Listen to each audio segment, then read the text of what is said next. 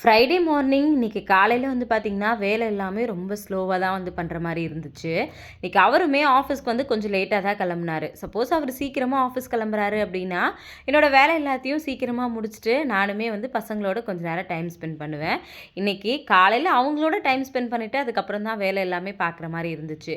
காலையில பிரேக்ஃபாஸ்ட்டுக்கு என்ன செய்யலான்னு யோசிக்கும்போது, சரி சப்பாத்தியும், ஏதாவது கிரேவியும் செஞ்சுக்கலாம் அப்படின்னு சொல்லி ப்ரிப்பேர் பண்ண ஆரம்பிச்சுட்டேன். நேத்து நைட் வந்து கொஞ்சம் சாதம் மீந்திருந்துச்சு. அதில தயிர் மட்டும் ஊத்தி வச்சிருந்தேன். சரி காலையில நம்ம சாப்பிட்டுக்கலாம் அப்படின்னு சொல்லிட்டு, பார்த்தீங்கன்னா, காலையில சாதமும், அதுக்கப்புறம் சப்பாத்தியும் எடுத்துட்டு வந்து வச்சேன். யாருமே சப்பாத்திய தொடவே இல்ல. எல்லாரும் பழைய சாதத்தோட எனக்கு போதும் அப்படின்னு சொல்லிட்டாங்க. ஏன்னா வெயில் காலையிலேயே வந்து பார்த்தீங்கன்னா, அந்த அளவுக்கு வந்து இருந்துச்சு. காலையில பழைய சாதத்தோட தயிர் ஊத்தி சாப்பிடுறது நல்லா தான் வந்து இருந்துச்சு. இருந்தாலும் சப்பாத்தி வந்து மீந்துருச்சு. அது என்ன பண்றது அப்படின்னு அப்படியே எடுத்து வச்சுட்டேன். நைட்டு தான் அத திரும்ப யூஸ் பண்ணிக்கணும். உங்க யாருக்கெல்லாம் பழைய சாதம் பிடிக்குன்றத மறக்காம கமெண்ட்ல சொல்லுங்க.